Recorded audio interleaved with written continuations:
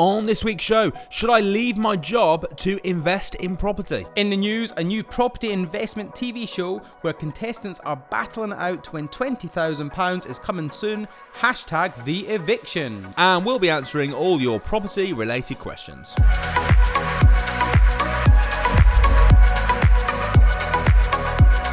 Welcome to the Property Investors Podcast. Thanks so much for tuning in. Make sure you subscribe so you never miss an upload. You can catch us on Apple Podcasts, Spotify and YouTube. Enjoy this week's show and don't forget to share it with all your friends. Hi, I'm Russell Leeds. I'm Alistair Cunningham. And welcome to this week's Property Investors Podcast.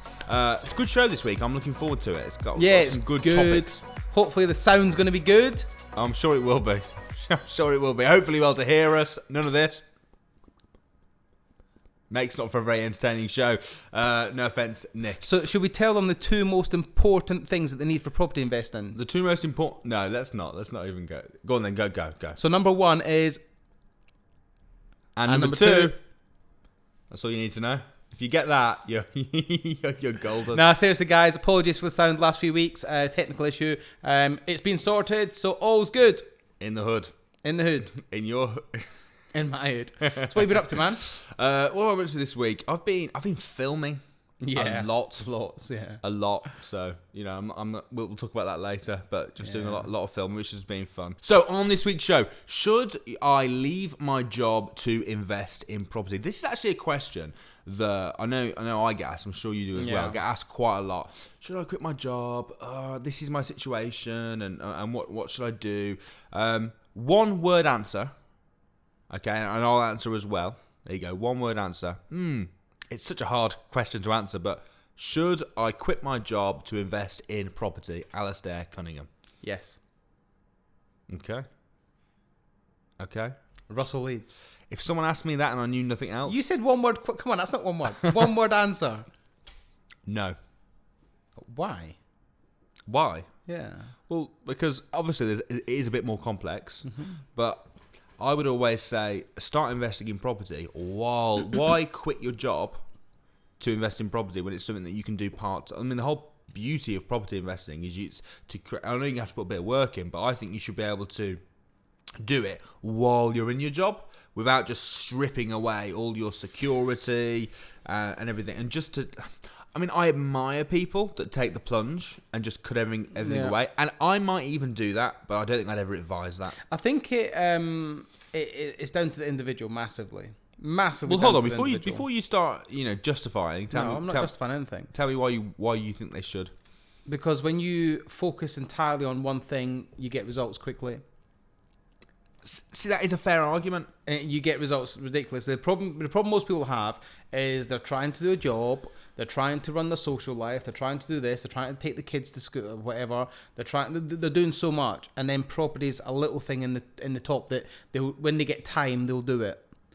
I think that if you're committed to doing property and you're committed to making it work, and if the job's the thing that's holding you back, you've got to make a decision that says, do you know what? This is what I want to do. I'm prepared to do whatever it takes to get there, and I'm gonna. If it means I've got to leave my job, I've got to leave my job.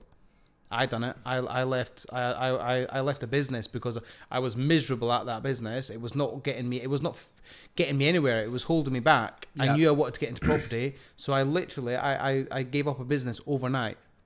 I gave up a business turning over best part $400,000 a year overnight, just because I knew it was not what I wanted to do, and I knew property was what I wanted to do, and I was prepared to do whatever to get to what I wanted to do. And it meant giving up my business, giving up my job, and then so be it.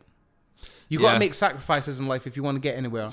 You do. It's one of the. It's a tricky one. Should we go through the pros and cons? Yeah. Okay, so let's look at it first from your point of view. I suppose it does depend. There are questions you got to ask. So, for example, we talked about this before. Your best case, worst case, likely case, which I recommend doing before you make any decision, whatever it is. But let's say if you leave your job, the best case is that you'll make money at property and you'll go on to do something that you love. Yeah. But the worst case is that you will starve because you live in a country where you haven't got benefits or you're in a situation and you literally your whole life will ruin and you'll die. Yeah. Then you're going to have to say that I recommend not leaving your job. Would you agree with that? Yeah. Yeah. So it depends. Again, it comes down to the person. What would the likely case for? Not just the person, but also the situation. Another thing to bear in mind is, do you enjoy your job? So if you don't mind doing your job, could you maybe cut the hours down on your job? Look, there's pros and cons for everything, okay? To say yes, everyone should just quit the job to pursue property is a bit of a sweeping generalisation. It's not exactly 100% true. What I mean by that is, if you know you're going to do property and you've got the mindset that you're going to succeed and you've got everything in place to succeed, in the sense of that you're not going to starve and you're not going to be homeless and your family's not going to be on the streets, then yeah, quit your job.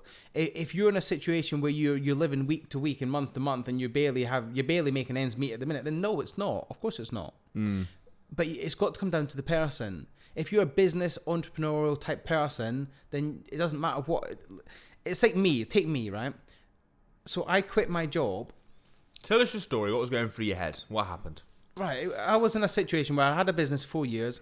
It was flying. It was doing phenomenally well. I was doing turnover 400 grand a year. I was probably ranked top 20, top 30 in the Europe for the sales for this company. It was a franchise, so I was doing really well. It made me miserable. I hated it. I hated going to work. I literally, I've never been in a situation in my life where I've found an excuse not to go to work. But I was finding excuses day to day not to go to work. I was literally just saying, twisted a nail, I pushed a nail back. It's like, just have a day off. Seriously, it was snowing one day, and I thought, I have to de-ice the window. Just have a day off, and I had no drive to get me to work. It's not what I wanted to do, and I've never been like that. I've always been a hard worker, and I literally January 2017, me and Lisa were sat at our kitchen table, and I said, I'm done with this. I've had enough. Had enough. And I phoned up the line manager I used to deal with, and I said, Lee, I'm leaving. There's my 3 months notice. In end of March that year, that's it, done. Out of work, out of business. Yeah. And I had listen, I might have had a little bit of money in the bank, but I didn't have loads, right? I went from being incredibly busy for 16, 17 years from when I left school to literally having nothing. I didn't have a massive, I didn't have 100 grand in the bank. And looking back, was that the right decision? It was the best decision I made in my life, ever. The best ever decision I made in my life. Because I decided what I was doing was not what I wanted to do. And you got to get uncomfortable. Do you know what I mean? It was uncomfortable for me not having a job, not having a business. So I'm at a position where I've got a family to support. I've got children. I've got animals. I've got a house. I've got cars. I've got liabilities, yeah? But I didn't have an income. So yeah, many people would be like, you're crazy, what are you doing? But I had such a drive to do well in life. I've got that. Do you think I'm going to starve? Do you ever think I'm going to be in a position where I starve? Looking at you, it's going to take a while. You get right. Anyway, but do you think I'm in a position that, seriously, do you think that, let's just. No, I don't. No, let me take property. Let's just say that I lose everything I've got tomorrow. Do you think I'm going to be homeless next week? No. Do you think I'm going to starve next week? No, because I'm the sort of person, no matter what happens, I will make it work. If you're the sort of person that no matter what happens to you, you will make it work, then quit your job. If you're the sort of person that's a victim and that you rely on other people to give you stuff all the time, then don't quit your job, because you're not going to do very well. If you are a driven person, you're going to do phenomenally well. But you've got to take control of things. You've got to say, do you know what? I don't like this job. This is not what I'm going to do. I'm out of here. Follow your dreams. Obviously, you've been on the crash course, so you had a plan of what you wanted to do. I suppose that's the other Not thing. when I quit my job, I didn't. You just quit? No, I did plan. not. No, I did not have a plan, mate. You just wanted to do property? I knew that I did not want to do what I was doing. It was burning in there that made me miserable day in, day out, that I did not want to do what I was doing. I hated it. I did not want to. I know people that have done that job for 40 years, and they're like waiting to just retire. Yeah. And it's just like, what a sad life that they've worked all that time to, for what? So I literally just promise you, just jacked my job in. I jacked it in. I can't remember the exact date. It's January 2017. Phoned up Lee, said, Lee, we're done. We're not doing this anymore. Handed the notice in. Left 3 months later. I didn't have a plan. All I knew is my plan was I wanted to do property. Yep. The problem I had is I didn't have money for a deposit. I didn't have all this. I didn't have loads of money kicking about. I had 15 grand kicking about. It's not enough to buy a house. But look at me now. Do you know what I mean? Yeah. When you step out and do stuff, Yeah. amazing things happen. But you've got to believe in there. You've got to believe that you can make this work. If you can make it work, you'll do whatever you got to do. See, I've never quit my job, but I've never, without having something else already. I like to have everything lined up. Yeah. Having said that, I think you obviously if you're I've never been miserable in my job either though. So I've always enjoyed what I've done. But I was in a similar situation in a way when I used to back when I was an entertainer. Yeah. And I wasn't making very much money. I was about 19. And obviously Anna used to work as well, and she worked for Marks and Spencer's, and our combined income meant that we were still pretty poor. Yeah. And she absolutely hated work. It was similar to you. It was just absolutely making her miserable. And I just said to her, just quit. Yeah. We'll sort it. We'll figure something out. Just quit. I don't care. Just if it's making you that unhappy, it's not worth it. We'll sort it somehow, some way. So I think we've got the same mindset. I've just never been in a situation like you where that's ever been an issue. But I agree. If your job is making you miserable, what's the point in the money anyway? Yeah. If you're miserable and unhappy, so I suppose it depends on how unhappy you are in your job.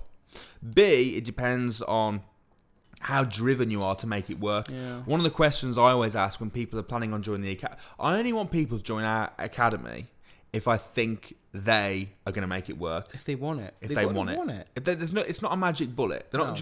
It's got all the training. It's got all the coaching. It's got all the. It's got everything you need. Yeah. But you still need to be the one that does the work. And it's got to burn. It's got to be in there, and it's got to you got a fire in your belly. And I always say I'm to them, do this. I ask them what their goals are. I say on a scale of 1 to 10, how serious are you about making this happen? And if they don't say a 10, I'm like, Do you get many people saying 5? No, actually, no. Don't you? No, do you? I get a few people saying 7 or 8. Yeah, I'm like, why? Why not a 10? Yeah, why not a 10? Come on, man. Yeah, you need to want it. If you don't want it, you're never gonna, because it's hard. It's hard work. You're going to face fear. You're going to face fears. You're going to face closed doors. You're going to have people tell you you're an idiot. You're going to have people tell you you're stupid. Just, mate, you got to look at it. You got to stare it in the eyes and tell them I'm coming. Especially in that growing period when because we're running a property business. It is a business. I was talking to Samuel yesterday about when we both started our businesses, and we were saying about how crazy hours we used to work. 15-hour days, 16-hour days. 7 days a week for 6 months, and then you'd go on holiday, and you'd go away for a week or something. It was just like, and even when you're on holiday, you're not switching off. No. I'm going to me and Lisa and the family are going to we're going on holiday in July, August, and she's already told me she's taking my phone off me. She said, "You're not having your phone." She goes, "As soon as we get to the airport, I'm having your phone. You're not getting it back till we come back." Yeah, that's what I thought. But it's because I know why she's doing it, because we don't switch off. Yeah. We're always working. We're always checking emails. We're always getting back to people. And do you know what's the worst that can happen? You switch off for a week. What is the worst that's going to happen? You get a lawsuit against you and your whole business goes bankrupt while you're on holiday. And you don't realise you come back, business is gone, life is gone. You got to start again from scratch. Apart from that, it's not bad, is it? Apart from that, that's pretty bad. Realistically, come on, that ain't gonna happen. Come on, I'm joking. And we've got people in place that can handle that. If that does happen, it's a lot easier when you grow a bigger business and you've got staff. Yeah, absolutely. It's suddenly when you're doing it on your own, it is harder to switch off. The biggest problem I had, and when I was in the growing phase of all my businesses, was I like to hold on to everything and do it myself. And you've helped me a lot with this.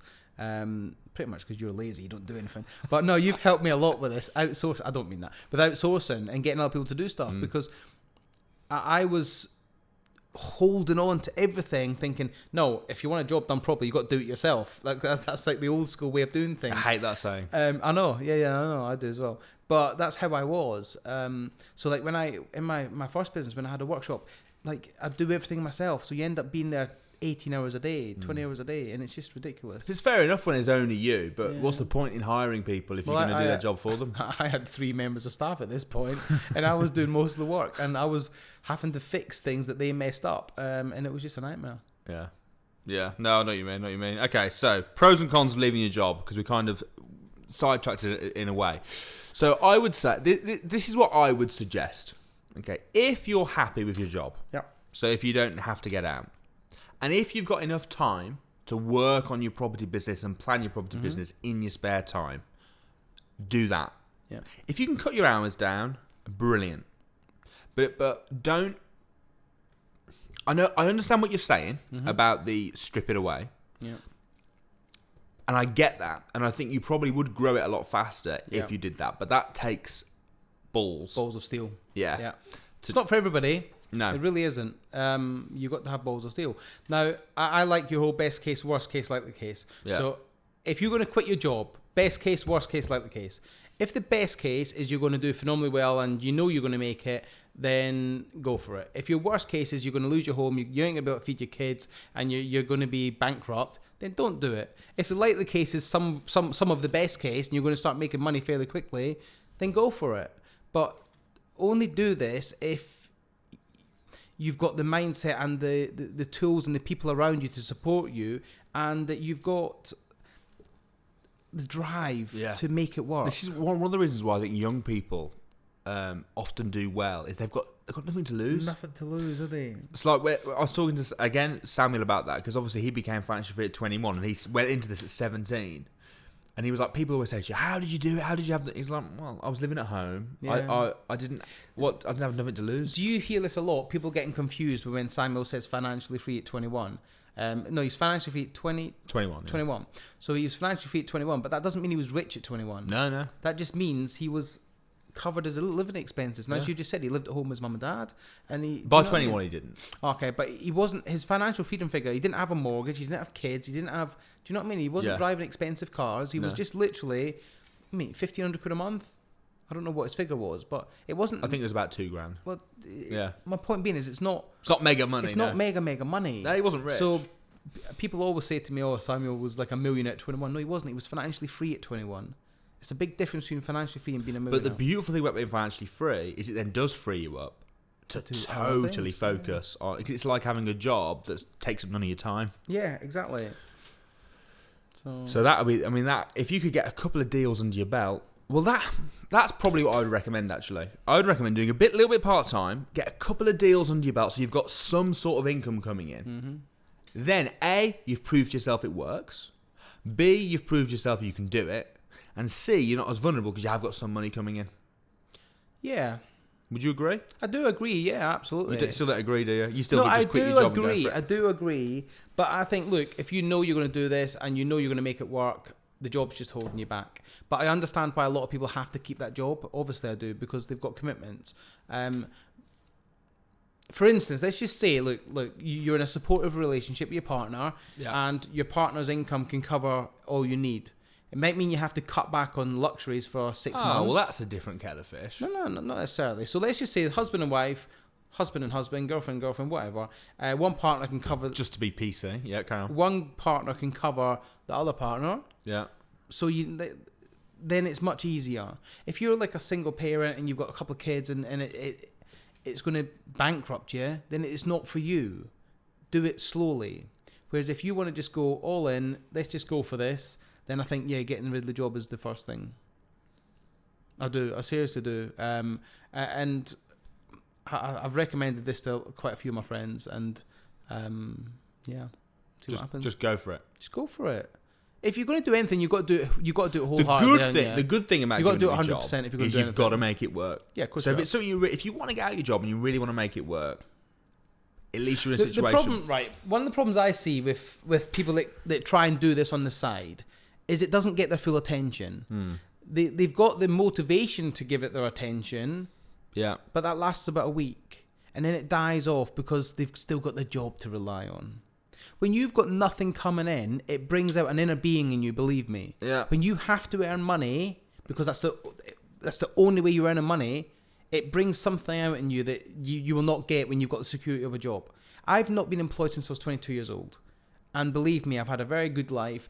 I've never been to a point where we can't afford to eat. We've had times when it's been hard and we've had not a lot of money, but we've always been able to eat. We've always had a roof over our head, because it comes down to the person and the mindset.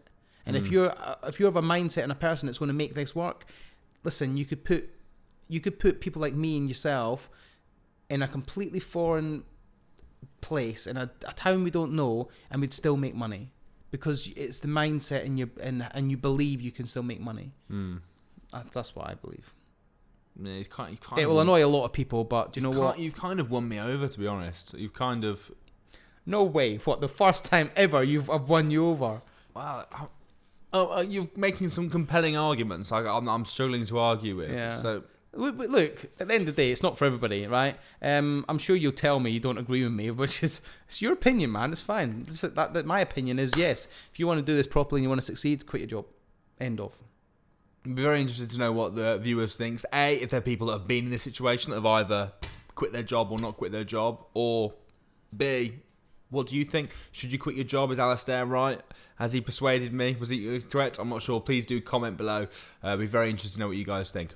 Right, it's now time for this.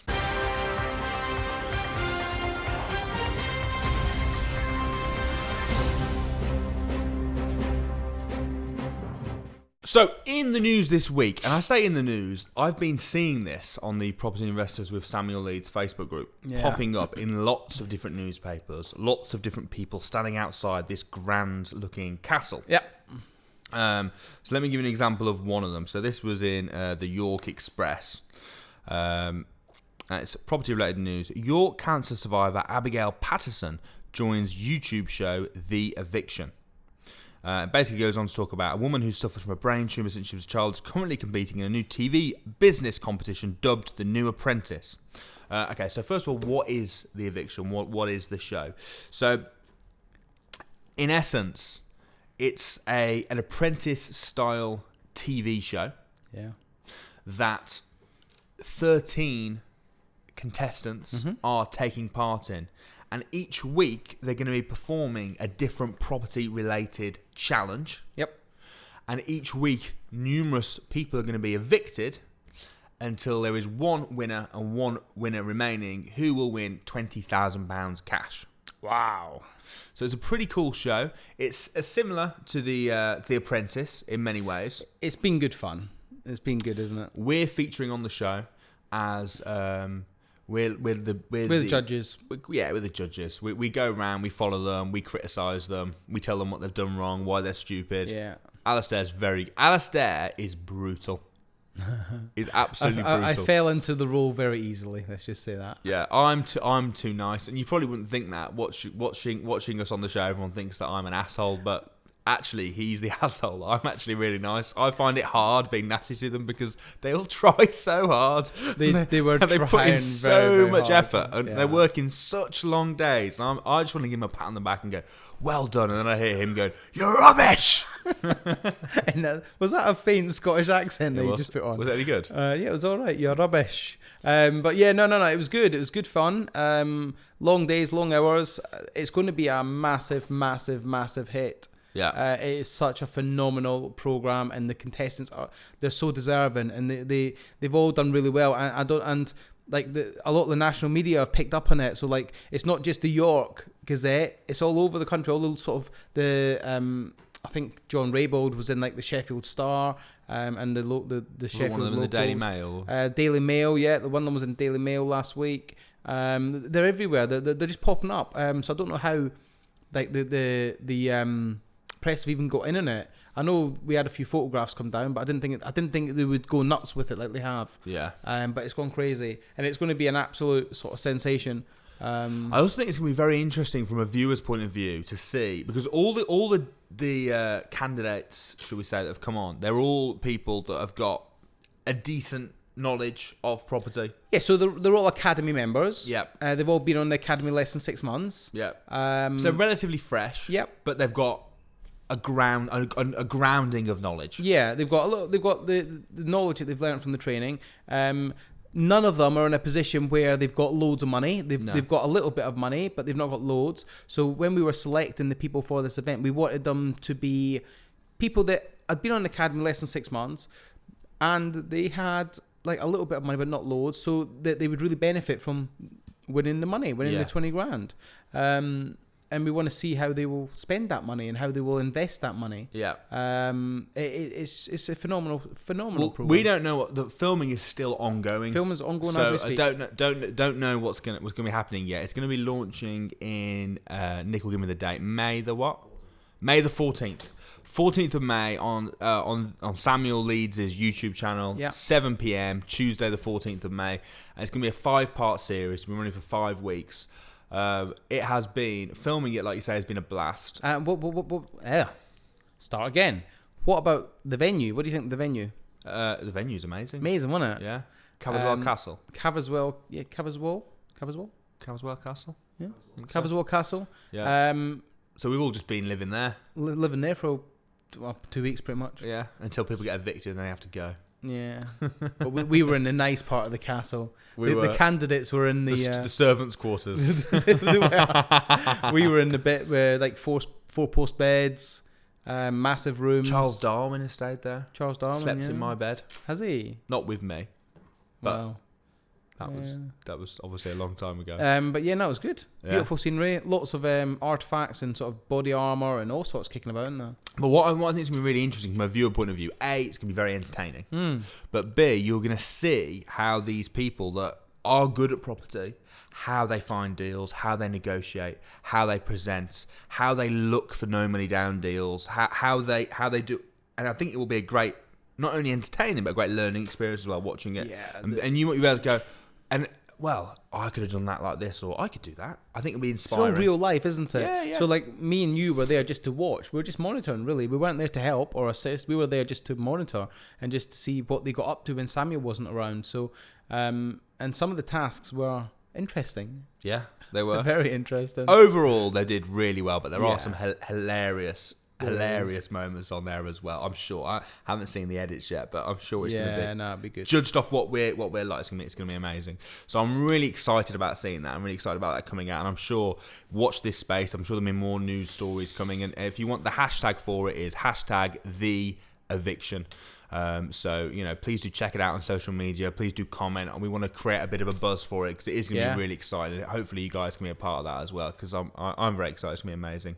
Never know, we'll be doing it again next year, and we'll be looking for if you want to apply, if you want to win £20,000 cash and learn a lot, and more importantly, you're around people that are all in property and all doing like reasonably well and learning how to do it. Oh, it's crazy. It is amazing. The learning experience is phenomenal. So let us know below why you should be part of the next one, because it's going to be awesome. Right, it's now time for this.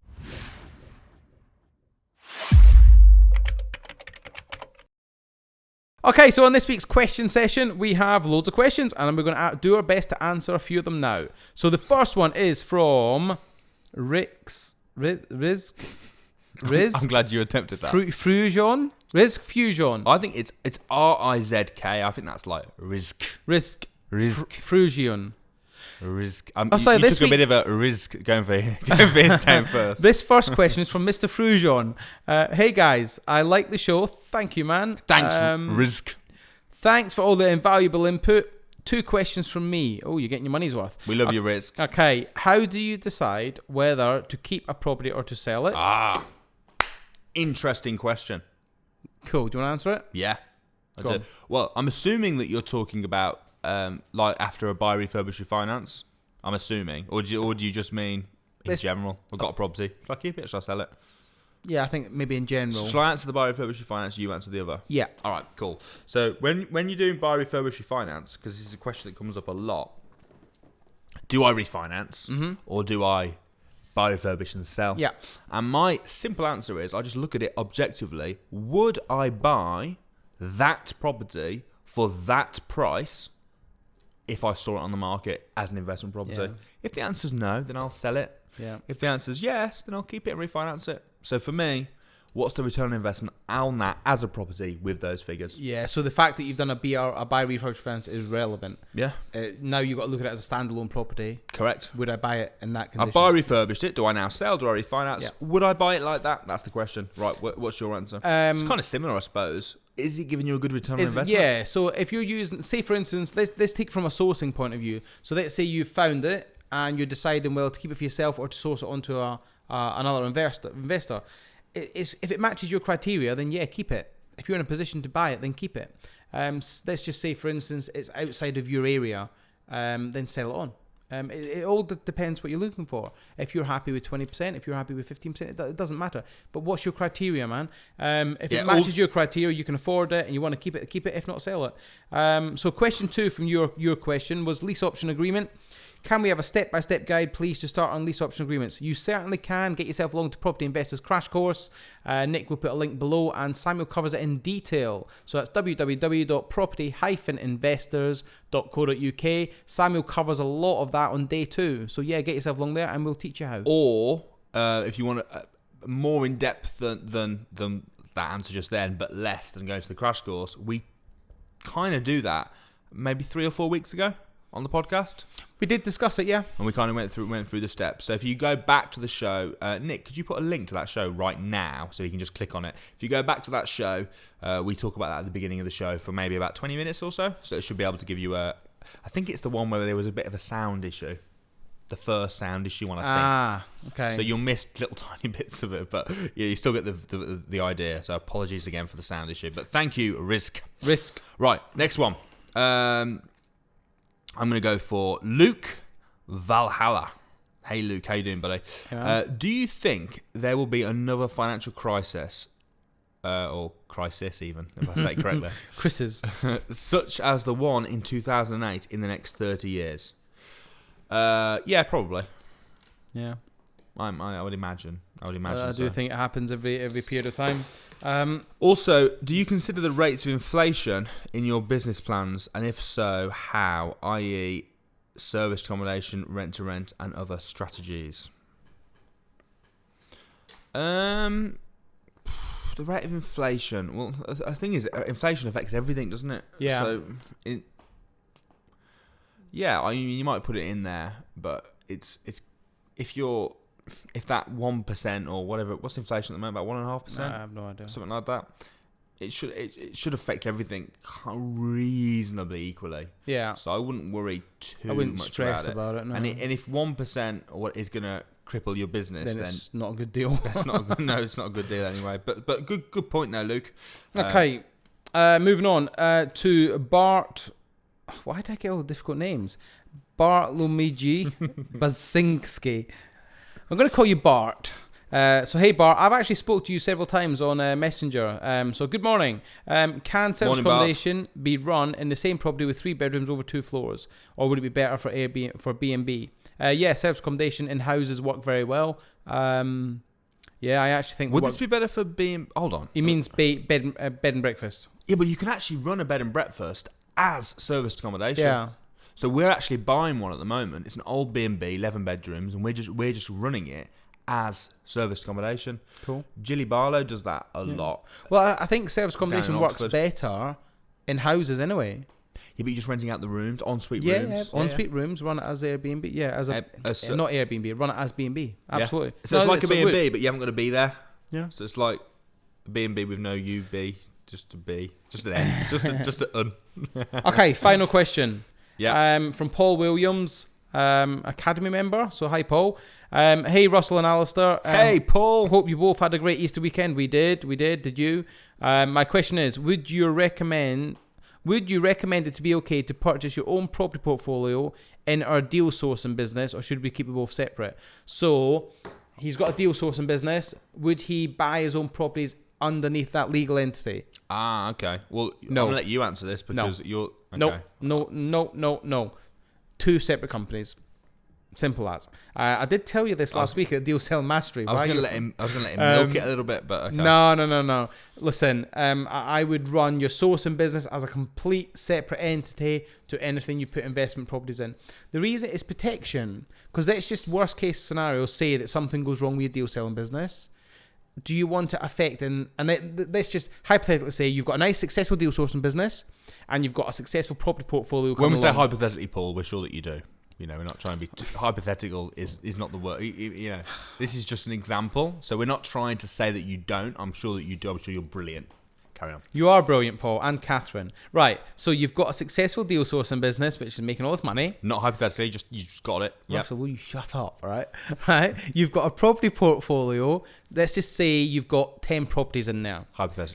Hypothetically, let's say something goes wrong with company A, which is the deal sourcing business, and you have and it shuts down. You will then lose all your properties because they're all under one entity. So no, you should have everything separate in my humble opinion, but do speak to an accountant and get their advice. They'll obviously advise you legally. I have everything in separate companies, much like Richard Branson. Everything's in separate companies, so that if one record shop or one shop goes under, it doesn't bring down the whole empire. See, we almost made it through an entire episode without me dissing your age until you said one record shop. I don't even need to say anything. I mean, you've done it yourself. Yeah. Did it yourself right there. Thank you very much for tuning in. We will be back next Saturday at 7 p.m. Please do not forget to subscribe. Let us know what you thought of the show, and we will see you next week. See you guys.